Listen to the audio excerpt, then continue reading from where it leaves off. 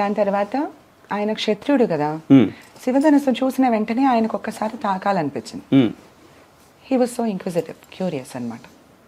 కానీ ఇది గురువు అక్కడ కూడా గురువు పక్కనుండగా గురువు ఆజ్ఞ లేనిదే వెళ్ళిపోయి శివధనుస్సు ఎత్తేసి ముట్టుకోవడం అలా చేయకూడదు. ఆయన అంత గౌరవం ఇచ్చారు. అంటే రామాయణంలో కొడుకు ఎలా ఉండాలి, తల్లిదండ్రులతో ఎలా బిహేవ్ చేయాలి, గురువుని ఎంత గొప్పగా చూసుకోవాలి, గురువు చెప్పిన మాట వినాలి. గురువు అంటే ఉపదేశం ఇచ్చిన గురువే కాదు, మన టీచర్స్, మన స్కూల్ టీచర్స్ కూడా మన గురువులే. నిజంగా వాళ్ళకి అంత గౌరవం ఇవ్వాలి. ఇప్పుడు ప్రస్తుత పిల్లల కోసం చెప్తున్నాను ఇది నేను. అప్పుడు ఇది గ్రహించిన విశ్వామిత్రుల వారు ఒక కనుసైగ చేశాడు శ్రీరామచంద్రుడికి. అప్పుడు వెళ్ళి ఆయన శివధనుసును ఎత్తారనమాట. సో ఆయన శివధనుసు ఎత్తినప్పుడు ఏమైందంటే ఆయన కురులు ఎగిరాయి.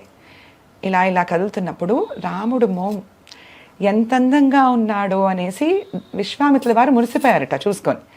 ఆ ఘట్టం త్యాగరాజ స్వామి వారు ఒకసారి ఊహించుకొని కృతి రాసుకొని ఆయన కూడా మురిసిపోయాడు.